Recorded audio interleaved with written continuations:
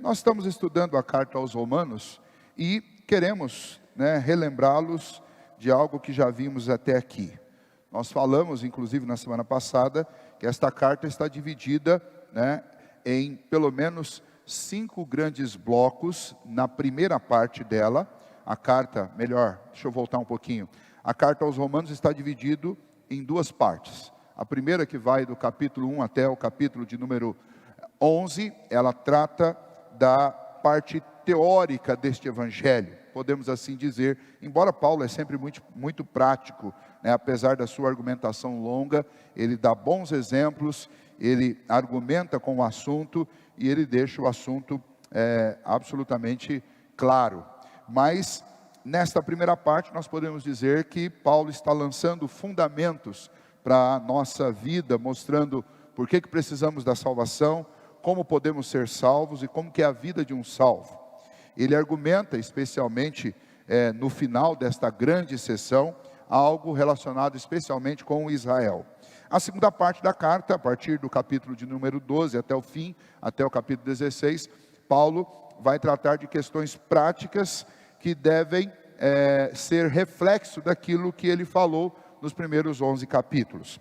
Estes 11 primeiros capítulos, eles estão divididos em 4 partes, E a primeira parte, que vai do capítulo 1 até o capítulo 3, Paulo apresenta os seus argumentos, mostrando que este evangelho que ele recebeu de Deus, este evangelho, ele primeiro denuncia todos os homens, mostrando que todas as raças, todos os homens, não importa a que raça eles pertençam, não importa o quanto de conhecimento eles tenham, e não importa o quão religiosos eles sejam, todos os homens, sem Cristo Jesus, estão perdidos, porque todos são indesculpáveis diante de Deus, porque todos são pecadores, rejeitaram a Deus, desobedeceram a Deus, e a própria lei que Deus colocou no coração do homem é transgredida pelo homem.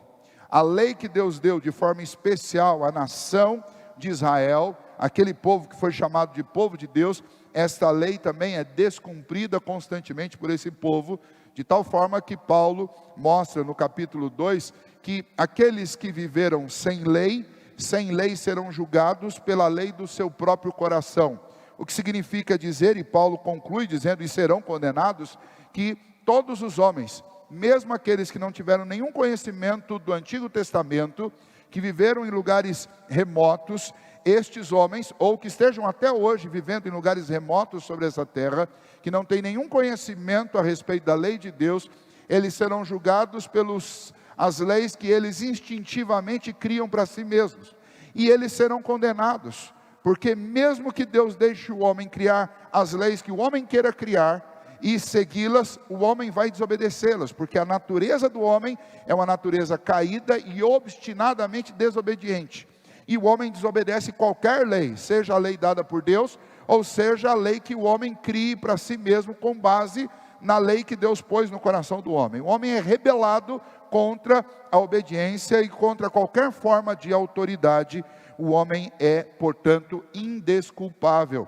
Os que receberam a lei de Deus, eles não cumprem a lei de Deus. Aliás, na sequência, o próprio Paulo vai mostrar que essa lei foi dada na realidade para que se cale toda a boca, porque nenhum homem é capaz realmente de cumpri-la, somente Cristo fez isso. Então os primeiros 3 capítulos, que são a primeira parte, mostra a perdição de todos os homens. A segunda parte, Paulo mostra do capítulo 4 a 5, como que um Deus justo salva homens pecadores. Deus não pode negar a sua justiça, mas Ele quer salvar. E como que Ele faz isso?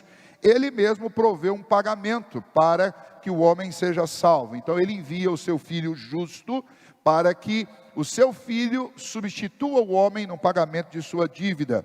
O homem não poderia pagar essa dívida porque é finito, porque é limitado, e principalmente porque qualquer coisa que o homem faça está maculado por pecado.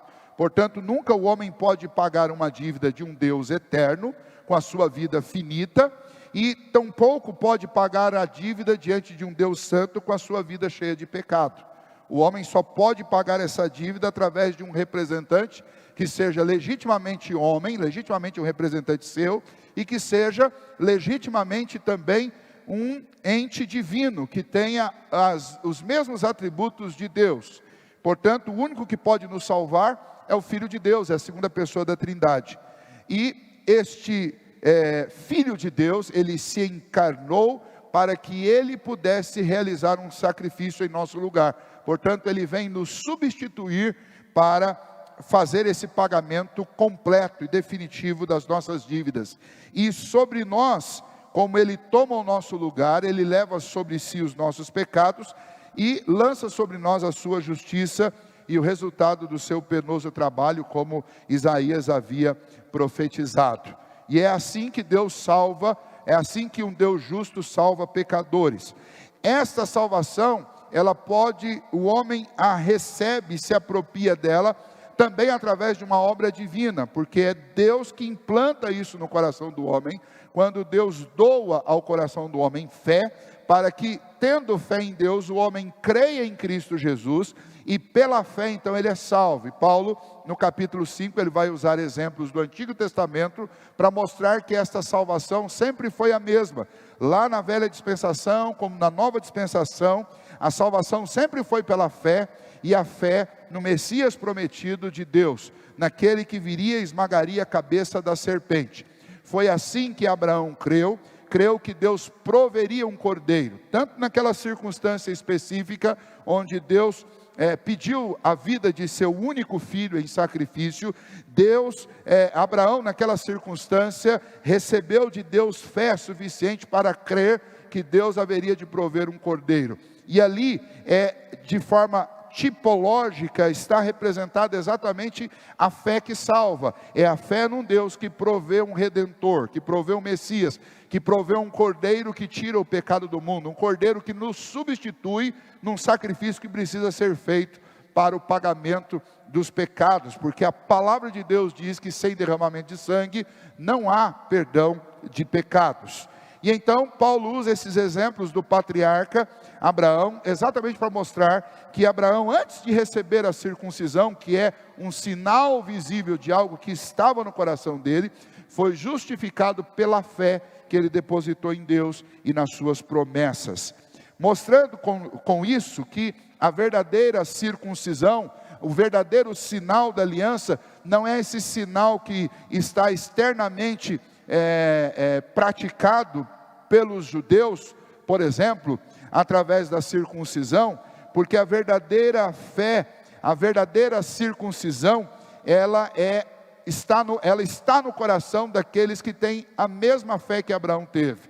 Portanto, nem todos que eram de Israel tinham essa mesma fé de Abraão, e portanto, apesar deles terem um sinal na carne, não é aquele símbolo, no caso deles a circuncisão, que implantava a fé e portanto a justificação e a salvação no coração do homem, mas o contrário, é exatamente esta fé que não vem de nós mesmos, ela é um dom de Deus, é esta fé que nós recebemos, que exige este sinal visível, que hoje, por exemplo, é o batismo, mas não é o sinal que produz a fé, mas sim a fé que chama o sinal, pede o sinal, porque Deus diz que todo aquele que crer deveria ser, Jesus nos ensinou isso, ser batizado, como Deus mandou Abraão lá no passado, para todos os seus descendentes deveriam ser circuncidados, porque a aliança era para com Abraão, para com seus filhos e os filhos dos seus filhos. Para todos os efeitos, a salvação nunca foi alcançada por obras humanas, por méritos dos homens pecadores e condenados. Deus salva mediante a obra substitutiva do seu Filho, e esta obra ela é absorvida, recebida por nós, através também de uma ação de Deus, nos doando fé, colocando o seu Espírito em nós. E então, Paulo apresenta a terceira parte, que está entre o capítulo 6 e o 8, mostrando como deve ser a vida de um salvo agora. Você não está mais debaixo do pecado, você não está mais oprimido pelo peso do pecado, capítulo 6, você não está mais debaixo da lei como uma opressora, como um algoz opressor que exigia de você uma perfeição que você nunca teve condições de realizar, e o resultado de quem vivia tanto no sistema de escravidão ao pecado era um final em morte, quanto quem vivia num sistema de escravidão à lei também terminava em morte. Mas agora, e Paulo apresenta isso, a vida do salvo, a vida daquele que crê em Cristo Jesus, é uma vida guiada pelo Espírito Santo de Deus. Você não é mais escravo do pecado, e você também não é escravo da lei. Antes, o Espírito do Senhor te inclina para as coisas do Senhor, inclusive para a obediência à lei. Esse Espírito transmite ao nosso coração as primícias de Deus, nos faz contemplar pela fé aquilo que o Senhor tem preparado para nós, nos dá força, nos dá ânimo, nos dá condição de experimentarmos um pouquinho daquilo que o Senhor tem preparado para nós, através dessa capacitação, desse fortalecimento e dessa viva esperança que o Espírito Santo derrama no nosso coração. Ele nos faz sentir o amor de Deus e perceber que este amor é um amor imutável e que nada pode nos separar desse amor. Paulo nos apresenta tudo isso nos capítulos 6, 7 e 8. E aí nós vamos para a quarta parte, que é onde nós estamos nesse momento, Romanos do capítulo 9 até o capítulo 11, onde Paulo apresenta a refutação, a possível argumentação dos judeus, depois dele apresentar esta mensagem, e a argumentação que possivelmente vinha, e Paulo faz isso muito bem, colocando aí esses seus interlocutores ocultos para fazer essas perguntas. A pergunta que poderia surgir era: ora, se Deus fez as promessas e as promessas não falham, o que deu errado com Israel? Por que todo Israel não foi salvo? E aí Paulo apresenta os argumentos lá no capítulo 9, desde o início. Primeiro com uma declaração dele enfática, formal, de que ele se angustiava e tinha muita tristeza por causa da condição dos seus irmãos judeus, por causa da rejeição que eles têm para com o Senhor Jesus, e ele mesmo enfaticamente toma o Espírito de Deus por sua testemunha, de que ele sentia no coração uma dor tão grande em relação a isso, que ele mesmo preferia ser anátema, ser maldito, separado de Cristo, se isso resultasse na salvação do seu povo. Então quem está falando não é um religioso pedante, arrogante, presunçoso, que está apontando o dedo para as outras pessoas para dizer por que elas estão indo para o inferno. Longe disso. É alguém que é amoroso e está tentando mostrar a cegueira que aquele povo estava e o grande prejuízo que eles estavam tendo em negar a Cristo Jesus e tentar de alguma maneira construir um caminho de salvação por seus próprios méritos. E então no capítulo 9 ele nos apresenta o que aconteceu com Israel. Primeiro ele vai mostrar que Israel, as promessas não falharam. O que falhou na realidade foi que as pessoas interpretaram que o povo de Israel, o povo eleito de Deus, era todo aquele povo que compunha a nação política, a nação geográfica de Israel. E aí Paulo vai dizer, nem todo israelita é israelita de fato. Existe um Israel dentro de Israel. E quem são esses? Não são os que receberam a circuncisão, todos eles, mas são todos aqueles que têm a circuncisão do coração, que têm a mesma fé que Abraão teve. Então muita gente ali em Israel recebia a circuncisão meramente como um rito cerimonial, mas não recebia dos seus pais a transmissão da fé. E quando recebia, muitas vezes recebia uma mistura entre as leis do Antigo Testamento, entre tudo aquilo que a história contava sobre a relação de Deus com o povo, misturado com muitas tradições que não eram bíblicas, e que não eram veterotestamentárias, mas eram tradições criadas por homens, e isso desfocou a visão daquele povo e afastou aquele povo de Deus. Diante disso, as perguntas continuam e Paulo continua respondendo e dizendo, olha, a palavra de Deus não falhou com Israel. Muito pelo contrário, vocês precisam entender que Deus soberanamente escolhe o seu povo. Ele escolhe, não é o sangue que determina que o povo, que o indivíduo faz parte desse povo de Deus, mas é o ato soberano e eletivo de Deus, e nós passamos um bom tempo falando sobre isso, e Paulo dá aqui alguns textos e alguns argumentos, fazendo conexão do Novo e do Antigo Testamento, mostrando que nós somos barro nas mãos do oleiro, e Deus faz vasos de honra e faz vasos de ira. e ele sobre esses vasos de honra derrama a sua misericórdia, e sobre os seus vasos de ira derrama a ira justa, que cada um desses vasos, esses indivíduos, eles acumulam essa ira de Deus quando eles praticam o pecado. E de maneira alguma Deus pode ser culpado pelos pecados que eles cometem, porque o homem não é tentado por Deus, muito pelo contrário, Tiago diz que cada um é tentado por sua própria cobiça. E todos os pecados de todos nós exigem justiça. Foi por isso que Cristo morreu na cruz do Calvário. Deus não anula pecado, Deus não anula a culpa de ninguém. Deus cobra o preço do pecado. E cobra de uma forma tão severa que o próprio filho dele teve que se colocar como pagamento para que Deus pudesse salvar aqueles de quem ele sentiu misericórdia. Ou seja, Deus não é injusto, e é esse o ponto de Paulo no capítulo 9, a injustiça da parte de Deus. Paulo responde: de jeito nenhum. Quem é que pagou pela redenção daqueles que foram salvos? Foi o próprio Cristo. Veja, Deus não é um juiz de duas opiniões. Deus não é um juiz frouxo, de jeito nenhum, porque um juiz de dois pesos e duas medidas, um juiz sem firmeza, ele poderia, por causa das suas emoções, dos seus sentimentos, dizer assim: olha, eu amo tanto que eu não vou cobrar de você o que a justiça exige. Não, a justiça de Deus é perfeita, assim como perfeito é o seu amor. E então, para que Deus salve os homens, Deus diz: um pagamento precisa ser feito. Alguém precisa pagar, senão não tem salvação. E então, Deus, mostrando o seu amor também perfeito, Ele oferece um pagamento em nosso lugar. Então, Paulo vai dizer assim: olha, ninguém pode colocar Deus contra a parede e dizer que Deus é injusto, porque todos os homens pecaram, todos merecem o castigo. Deus, querendo salvar alguns, Ele mesmo se fez o pagamento pela redenção. Portanto, é preciso relembrar, e daí, a partir do verso 19, Paulo vai insistir com isso: Deus tem misericórdia de quem Ele quer ter misericórdia. Mas por que, como é que Ele faz isso? Como é que Ele pode fazer isso? Ele pode porque Ele é dono de todos. Ele pode porque na sua soberania, Ele fez vasos para a sua honra, e Ele fez vasos para a ira. Ele pode porque, e aí entra a última parte, porque Ele claramente enviou a sua mensagem, e enviou alertas, e chamou os homens ao arrependimento. E aí um ponto que muitas vezes fica parecendo um ponto solto, e que algumas pessoas às vezes passam desapercebidos, mas espera aí, mas para que as pessoas vejam o alerta de Deus, e para que elas reconheçam o perigo em que elas estão, e para que elas se arrependam, não é necessário o Espírito Santo de Deus?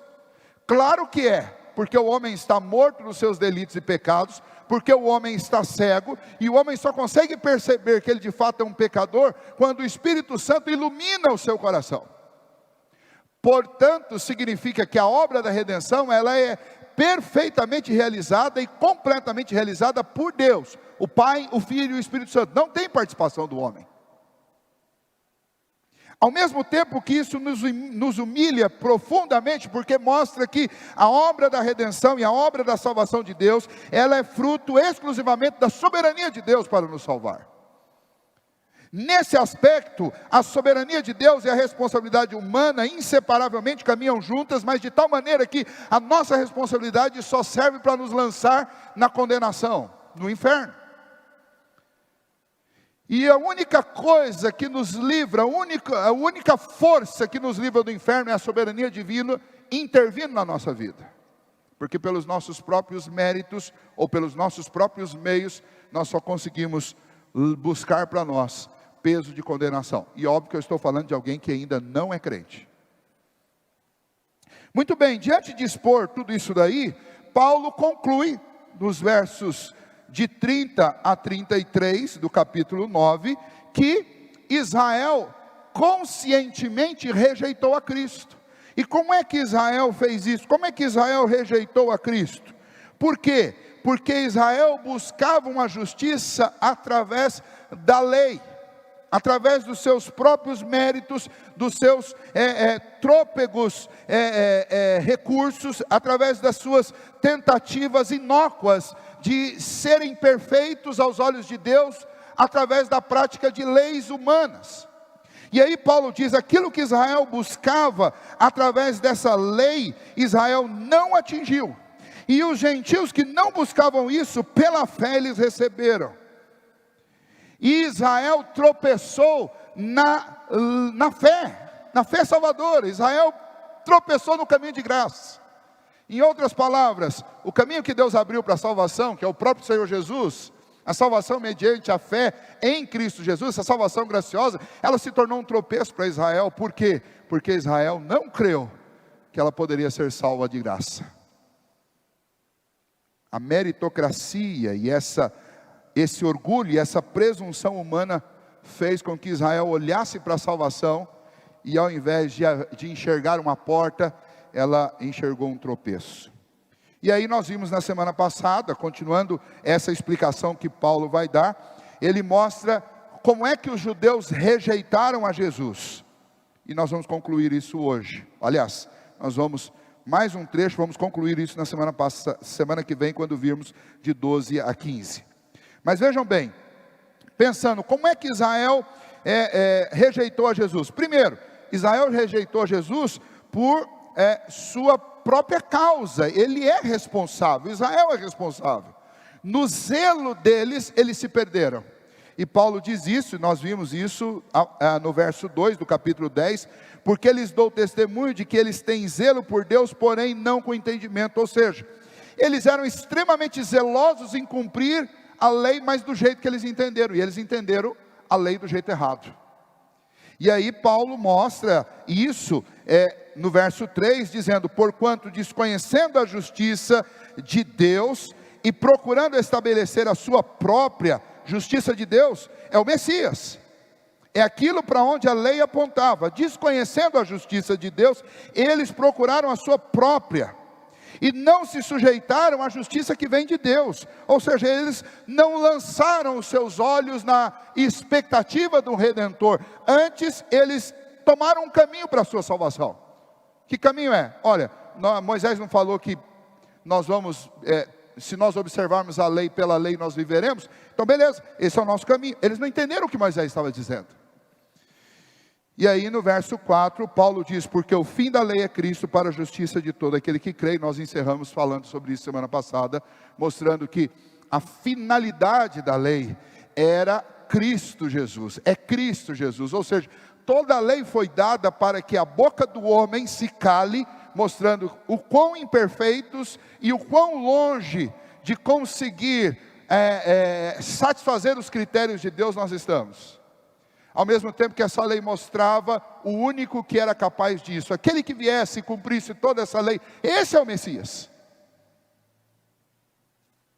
E é interessante quando nós lemos o Evangelho de Marcos, capítulo 2, logo no início, que as multidões seguiam Jesus pelas estradas. Sabe por que as multidões seguiam Jesus? Porque diferente dos religiosos que estavam dentro do sinédrio, que se reuniam no templo para as orações todos os dias, às 6 horas da tarde, todos os dias às 3 horas da tarde, todos os dias às 9 horas da manhã, Jesus não era hipócrita, Jesus era verdadeiro no que ele pregava e no que ele vivia, e isso trouxe para a vida de Cristo os holofotes daquela sociedade, porque eles observaram em Cristo uma autoridade que eles não encontravam em nenhum outro lugar. Veja como isso é absolutamente magnético. Eles encontraram alguém verdadeiro, eles encontraram alguém que tinha uma vida íntegra, uma vida que satisfazia todos os pedidos, todas as exigências da lei. Ou seja, é exatamente isso que Paulo está dizendo, porque o fim da lei é Cristo. Ou seja, aquela lei apontava para alguém que é absolutamente o único que se ajusta dentro dela perfeitamente. Eles deveriam tomar essa lei para calar a sua boca e ao mesmo tempo para olhar como se ela fosse um binóculo, buscando o Messias. Quando o Messias vem também, essa lei ela fica desbotada. Por quê? Porque ela é como uma sombra, como um tutor que te leva até o seu verdadeiro Redentor. E quando o Redentor chega, você abraça o Redentor e não a sombra. E o que Paulo estava dizendo naqueles dias, lá no primeiro século, é que o Redentor veio e eles tropeçaram no Redentor e preferiram ficar com a sombra. E não entenderam o que estava acontecendo. Então Paulo está apresentando os motivos da rejeição de Israel. E nessa parte aqui, que nós vamos continuar, do que nós paramos na semana passada, Paulo vai mostrar que essa rejeição de Israel é porque também lhes faltou uma verdadeira confissão de fé. E como é que a gente pode observar que isso aconteceu com Israel?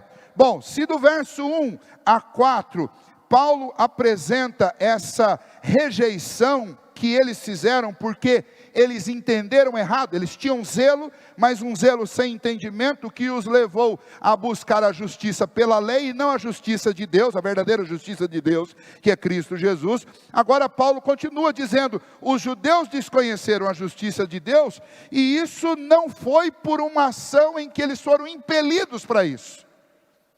Eles desconheceram voluntariamente, o que significa dizer que eles tinham todos os subsídios necessários para conhecer esta justiça de Deus. Mas eles voluntariamente fecharam os olhos para aquilo que Deus claramente colocou diante deles. E é isso que Paulo vai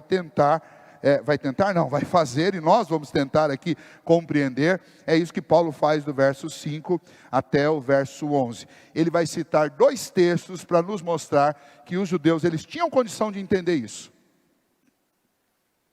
Mas eles desconheceram voluntariamente. Eles, em outras palavras, eles ignoraram voluntariamente a salvação pela fé. Como que Paulo faz isso então? Vamos lá. Nós já estamos aí, já caminhando para o final, porque a contextualização disso era mais importante do que o próprio argumento aqui, porque o argumento aqui é muito fácil. É um texto complexo, mas por isso você tem que fazer esse exercício de recapitulação para a gente entender o texto. Para entender o que Paulo vem dizendo e ver os argumentos que ele está usando aqui na sua continuidade. Vejamos. Paulo coloca 2 argumentos citados do Antigo Testamento. 2 textos. Um deles é Levítico capítulo 18, verso 5. E o outro texto é o texto que nós lemos na abertura, Deuteronômio capítulo 30. Só que especialmente os versículos 11 e 14 são citados no verso 6, 7 e 8. Ele está aí desmembrado e nós vamos tentar aí entender, abrir aqui o que Paulo está argumentando. Então vamos lá. A partir do verso 4, então, do verso 5, Paulo diz: ora, Moisés escreveu que o homem que praticar a justiça decorrente da lei, viverá por ela. Bom, Paulo está dizendo exatamente o que é dito no Antigo Testamento em Levítico capítulo 18, verso 5. Veja aí, abra lá. Veja que Moisés ensinou isso e disse isso mesmo, 18. Só que eu quero ler não apenas o verso 5, vamos lá desde o versículo 1, Levítico 18, de 1 a 5. Disse mais o Senhor a Moisés: fala aos filhos de Israel e dize-lhes: eu sou o Senhor, vosso Deus. Não fareis segundo as obras da terra do Egito, em que habitastes, nem fareis segundo as obras da terra de Canaã, para a qual eu vos levo, nem andareis nos seus estatutos. Fareis segundo os meus juízos, e os meus estatutos guardareis, para andardes neles. Eu sou o Senhor vosso Deus, porquanto os meus estatutos e os meus juízos guardareis, cumprindo-os, o homem viverá por eles. Eu sou o Senhor. Ou seja, através de Moisés, Deus diz para o povo: olha, vocês vão entrar nessa terra, vocês não vão viver lá do jeito que vocês viviam no Egito, vocês não vão viver lá do jeito que os moradores de lá vivem, mas vocês têm um código próprio para a vida. Vocês têm um jeito de viver. E o jeito pelo qual vocês vão viver é de acordo com os meus estatutos, de acordo com os meus preceitos, de acordo com os meus juízos. E então, quando vocês entrarem lá, vocês vão guardar os meus estatutos e os meus juízos guardareis. Cumprindo isso, vocês viverão. Cumprindo isso, vocês viverão. Eu sou o Senhor de vocês. Ou seja, o que Moisés está dizendo para eles? Moisés está dizendo: lá no Egito vocês viveram de acordo com aquilo que eles acreditavam ser o código dos deuses a quem eles serviam. Lá em Canaã, as pessoas vivem de acordo com o código que eles acreditam ser o código dado pelo Deus a quem eles serviam. Vocês não são nem dos deuses do Egito, e vocês também não são dos deuses de Canaã, dos cananeus. Vocês são meu povo, eu sou o Senhor de vocês. Eu sou o Senhor de vocês. E vocês são o meu povo. Eu tirei vocês de lá, e eu estou dando estatutos, códigos, e é por eles que vocês viverão. E aí você tem dois aspectos nessa afirmação, que Paulo repete aqui claramente, quando ele diz no verso 5, ora, Moisés escreveu, que o homem que praticar a justiça decorrente da lei, viverá por elas, por ela. O que Moisés estava dizendo lá atrás? Moisés estava dizendo lá, é o seguinte, Deus exige de vocês um modo de vida diferente do deles.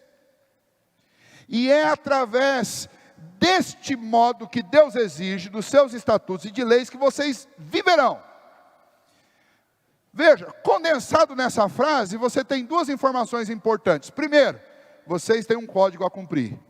Segundo, é por esse código que vocês vão viver. Moisés não disse que é pela prática e pela assertividade no código. Porque esse código, vamos lembrar do que Paulo citou, porque o fim da lei é Cristo. Por que por aquela lei eles viveriam? Porque aquela lei apontava para Cristo. Mas o entendimento deles, e aí que vem o desconhecimento deles, ou seja, eles eram zelosos, mas sem conhecimento. Eles entenderam alguma coisa parecida com aquilo que Moisés tinha dito. Eles entenderam que a vida eles obteriam pela obediência pessoal deles. Ora, você pode ler de forma descuidada o texto, pode até soar isso aos seus ouvidos, mas não é isso que está dito literalmente. Está dizendo que quem guarda aqueles estatutos, por eles viverá. Por quê? Porque aqueles estatutos, vamos lá, e aí eu quero juntar as três leis que Israel recebeu. Lá no deserto, Israel recebeu leis civis para a nação dos hebreus, para a nação de Israel. Eles receberam leis morais para regulamentar a conduta deles. E eles receberam leis cerimoniais. Vamos lá, por que Moisés está dizendo que por essa lei eles viveriam? É porque eles obedeceriam perfeitamente a lei? Não, eu não estou dando uma lei para vocês, uma lei tão absurdamente difícil e tão distante que alguém precise ir lá no céu buscar essa lei, fazer vocês entender para que vocês cumpram. Não é isso. Ela não está distante, veja no verso 13, nem está além do mar para dizeres, quem passará por nós além do mar, que não la traga e não la faça ouvir, para que a cumpramos. E o verso 14, pois esta palavra está muito perto de ti, na tua boca e no teu coração para cumprires. Moisés estava dizendo, o que o Senhor tem para vocês, não está longe de vocês, está aqui perto, eu estou entregando para vocês. Ele nos fez promessa, Ele é um Deus cheio de graça e de misericórdia. Esses estatutos dele, todos eles, esses estatutos, eles são possíveis, desde que você busque ao Senhor de todo o seu coração, creia nele de toda a sua alma, confie na misericórdia dele, confie nas promessas que ele deu, porque primeiro vem essa fé, e depois vem uma obediência que é fruto dessa fé, e não o contrário. E aí veja, agora quando nós voltamos lá para Romanos capítulo 10, Paulo então mostra, os judeus desconheceram voluntariamente a fé, essa salvação pela fé. Por quê? Porque eles quiseram praticar a justiça como que entendendo que eles viveriam pelo resultado da sua obediência ao estatuto. Foi isso que eles entenderam. E se você quisesse então, vamos pegar lá então, pastor, vamos dizer então que nós vamos pegar Moisés ali, sem todo esse aparato contextual, e vamos entender Moisés literalmente o que ele diz. Moisés diz, olha, por esses estatutos, o homem viverá. Bom, você tem duas formas de entender isso. Uma delas é, eu preciso cumprir esse estatuto perfeitamente, que pelo cumprimento perfeito dele eu viverei. Essa é a primeira forma. A segunda forma é a forma de Paulo, porque o fim da lei é Cristo, ou seja, é por esses estatutos que eu vou viver, mas não pela minha obediência a eles, mas eu vou viver pela obediência de Cristo a esses estatutos. Perceba que são duas situações diferentes. Quando o Messias veio, e lá nos caminhos de Jericó, lá nos caminhos da Galiléia, nos caminhos da Judéia, aquela multidão passou a seguir Jesus, porque eles observavam a obediência perfeita, um caráter perfeito. Não era difícil para o judeu juntar 2 com 2 e chegar à conclusão no 4. Porque vejam, eles tinham uma lei que eles nunca conseguiram cumprir, portanto, por aquela lei eles não podiam viver. Mas de repente eles encontraram alguém que consegue cumpri-la perfeitamente. E então esse alguém só pode ser o Messias prometido. Esse alguém só pode ser o Filho de Deus, porque de outra sorte ele não poderia cumpri-lo. Então este é a justiça de Deus. Este é aquele pelo qual nós viveremos. Esse é o Cordeiro de Deus. E se já não bastasse estar claro, o próprio Jesus disse: eu sou o Filho de Deus. No batismo dele, os céus declararam na voz do nosso Senhor: este é o meu Filho amado, em quem eu me comprazo. O próprio Filho diz: quem crê em mim tem a vida eterna. Ou seja, Paulo está dizendo, eles tropeçaram na graça, eles rejeitaram o Salvador, porque eles voluntariamente desconheceram, ignoraram a verdade que foi posta diante dos olhos deles. Não é diferente do que tem acontecido hoje em dia. E isso nos leva então à conclusão que Paulo coloca aqui. Esta palavra de salvação, que é pela fé em Cristo Jesus, é o que nós estamos pregando. Então Paulo estava dizendo para a igreja de Roma: é isso que eu tenho falado, e vocês não estão compreendendo. É isso que eu tenho ensinado, e vocês não estão entendendo. Eles rejeitaram, eles tropeçaram, porque eles entenderam errado, e não foi por falta de informação. Porque o mesmo Cristo que eu prego, a mesma salvação que eu anuncio, é a mesma salvação que foi anunciada por Moisés lá atrás. Vocês não adoram o Antigo Testamento, vocês não leem, não estudam o Antigo Testamento. Veja que isso já estava anunciado desde o princípio. O que Moisés realmente disse é que quem é que vai ser salvo, senão aqueles que através desses estatutos, eles contemplam a salvação possível através do homem perfeito Jesus. O que Moisés estava fazendo é ampliando aquilo que Deus havia prometido lá em Gênesis capítulo 3. O que Moisés estava mostrando é que aqueles estatutos todos foram dados por Deus para preservar aquele povo no caminho certo, mas eles pegaram todos os estatutos, interpretaram errado e foram na direção contrária.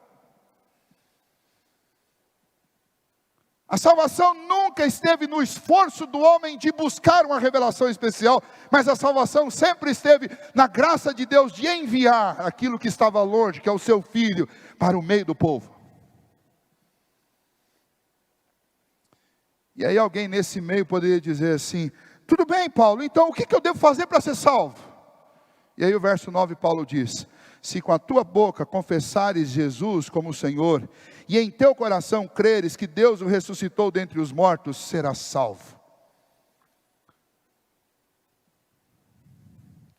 Porque com o coração se crê para a justiça, e com a boca se confessa a respeito da salvação. Porquanto a Escritura diz: todo aquele que nele crê, não será confundido. O que fazer para ser salvo? Esta é a grande pergunta. E eu acredito que Paulo coloca essa pergunta aqui já finalizando esta parte que eu disse para vocês, que são os fundamentos, a parte teórica. Paulo diz: tanto para Israel, quanto para os gentios, o caminho de salvação sempre foi um mesmo. E qual é? Em primeiro lugar, crer de coração em Jesus Cristo como Senhor.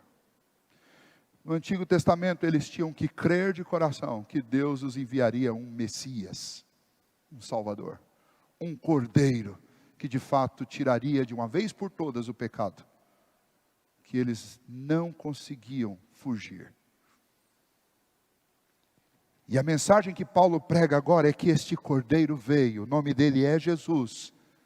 Ele ressuscitou dos mortos, ele vive eternamente. E se você quer ser salvo, o caminho da salvação não é um cumprimento de ritos e normas e regras e estatutos, mas o caminho da salvação é crer em Jesus Cristo de todo o coração e de toda a sua alma.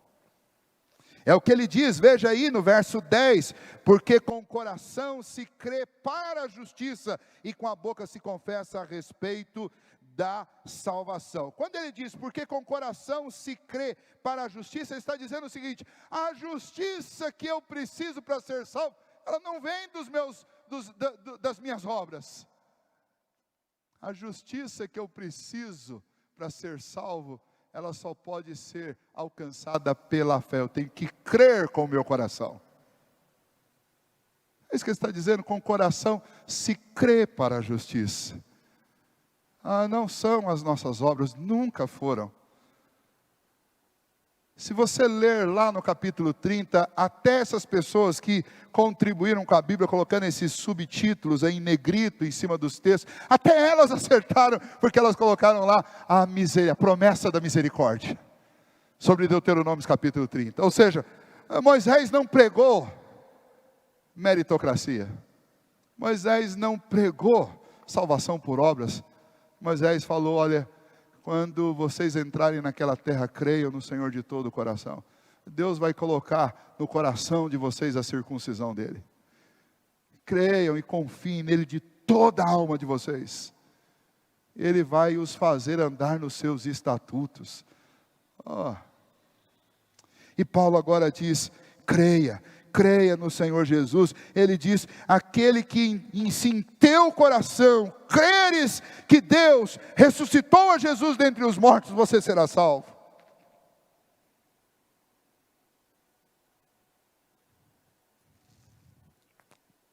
Em segundo lugar, você não apenas crê com o seu coração, mas aquilo que você crê dentro de você, você extrapola isso fazendo a declaração da sua fé com os seus lábios. O homem, a boca fala daquilo que o coração está cheio. Se o seu coração está cheio de Cristo, Paulo está dizendo, você crê com o coração para a justiça, que Jesus ressuscitou dentre os mortos e vive eternamente. E aí, de trás para frente, na sequência do texto, no início do verso 9, aí você faz o quê? Você confessa com a boca a respeito da verdade. Essa é a verdadeira confissão, essa é a verdadeira profissão de fé. E o que é que os homens confessam, que Paulo diz aí? Confessares Jesus como Senhor. O que é confessar Jesus como Senhor? Hoje em dia a gente tem tanto cântico, tanto corinho, tanta música evangélica, tantas declarações de evangélicos em todos os lugares, que a gente perdeu um pouco a noção do que é esse confessar com a tua boca, que Jesus é o Senhor. Mas o que ele está dizendo aqui é, se com a tua boca confessares que Jesus é o Senhor, está dizendo, se você declarar publicamente aquilo que é verdade no seu coração, que Jesus é o dono da sua vida. Senhor aí é Kyrios, que significa, Ele é o dono da minha vida, Ele é maior que César. Essa palavra Kyrios era usada para o imperador. Mas agora esses que creem que Jesus Cristo ressuscitou dentre os mortos, eles declaram publicamente aquilo que está no coração deles, que Jesus Cristo é o Senhor, é o Kyrios sobre a vida dele. É o imperador de seus corações, é o Deus da sua existência, é o Senhor de suas vidas. É assim que nós declaramos que somos verdadeiramente povo de Deus. É assim que alguém é realmente salvo, no coração, crendo em Cristo Jesus e com os lábios professando isso. Ele é o dono da minha vida e eu me submeto a Ele. Tanto que quando os imperadores e os governadores pegavam um cristão, o grande desafio imposto e a grande tentação sobre o cristão era confessar que o imperador era senhor da vida deles e não Cristo. E nas arenas, no primeiro século, os cristãos morriam porque eles negavam a divindade do imperador. E eles declaravam que o único dono da vida deles, o senhor da vida deles, era Jesus. Corajosamente, com uma coragem invejável nos nossos dias.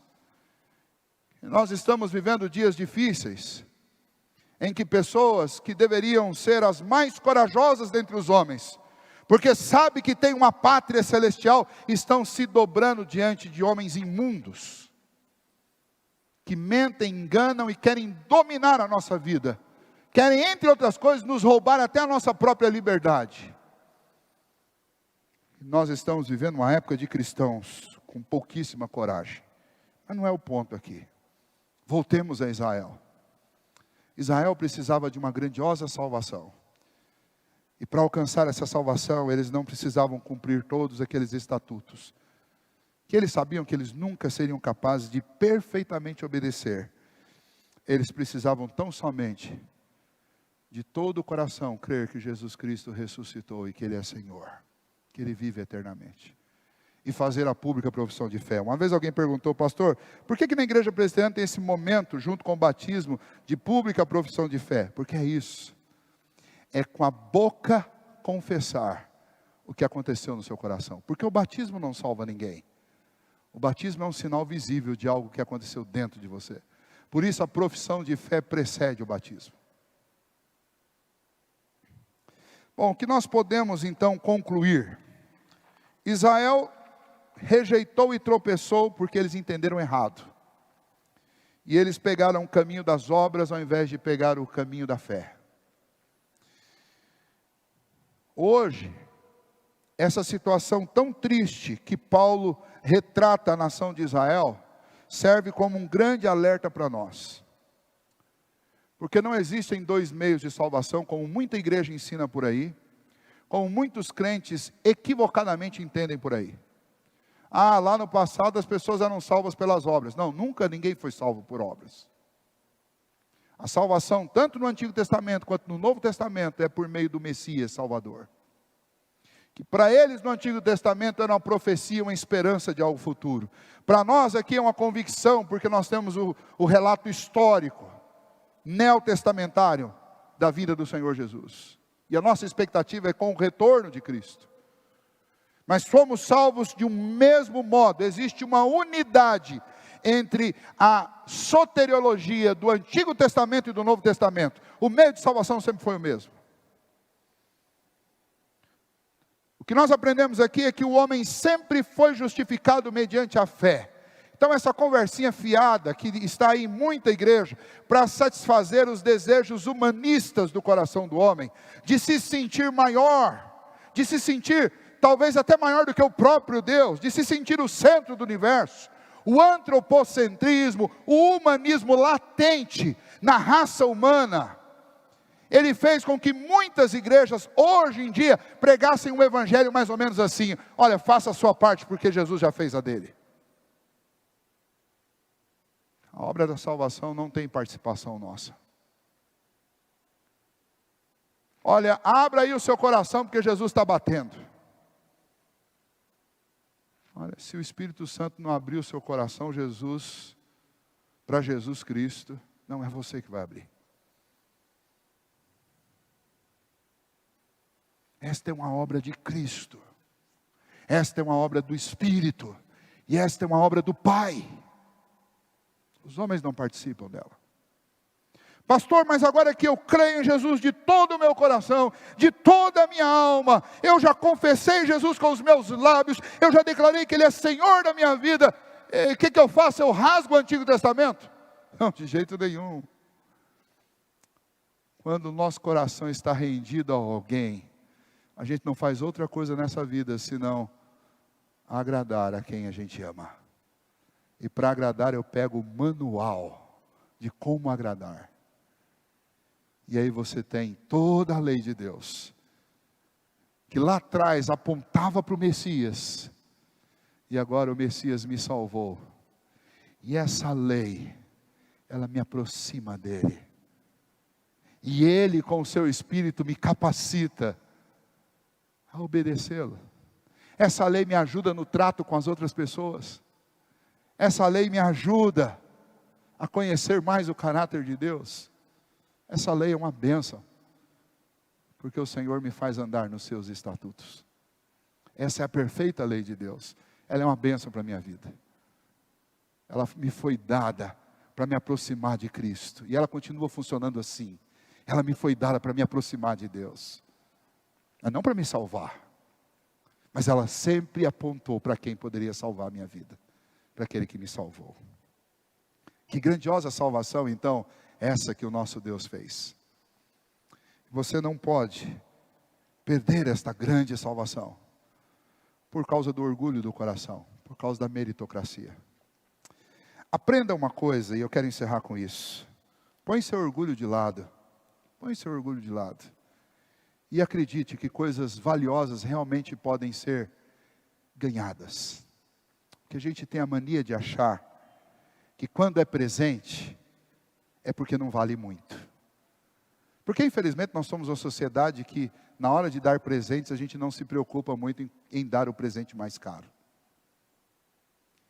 E o pior, a gente está tão encalacrado com isso, que quando a gente recebe um presente bom, a gente já usa aquele velho ditado dos nossos pais: quando a oferta é demais, o santo desconfia. Olha que triste isso. Porque o Senhor do Universo ofereceu o seu Filho pela nossa salvação completa.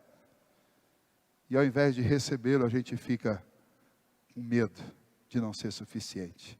E achando que a gente precisa fazer alguma coisa. Ah, que pena que muita gente tem perdido esse privilégio de desfrutar dessa grandiosa salvação por causa do orgulho de achar que Deus não pode te amar a tal maneira que Ele dê o seu Filho para te salvar. Ele já fez isso. Então, eu sei que vocês que estão aqui comigo presencialmente são crentes em Cristo Jesus. Somente tomem cuidado para que em nenhum momento da vida o orgulho e a presunção de achar que nós somos alguma coisa te afaste dessa grandiosa salvação. Mas para aqueles que nos assistem, que porventura ainda não renderam a sua vida inteiramente a Cristo, eu quero dizer para você uma coisa, que a minha oração, junto com os meus irmãos aqui nessa noite, é que o Espírito Santo de Deus entre no seu coração, e te faça crer nessa grandiosa salvação, que é pela fé em Cristo Jesus, não é por obras. Eu e você precisamos dessa salvação, porque por obras, nem eu, nem você, nem nenhum de nós seria salvo.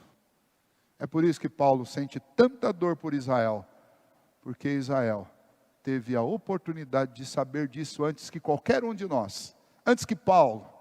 Israel entendeu tudo errado. Que pena, que grande pena, que tragédia. Hoje você tem oportunidade, porque você ouviu esta verdade. Não perca esta oportunidade. Creia no Senhor Jesus, de todo o seu coração, e confesse com a sua boca que Ele é Senhor.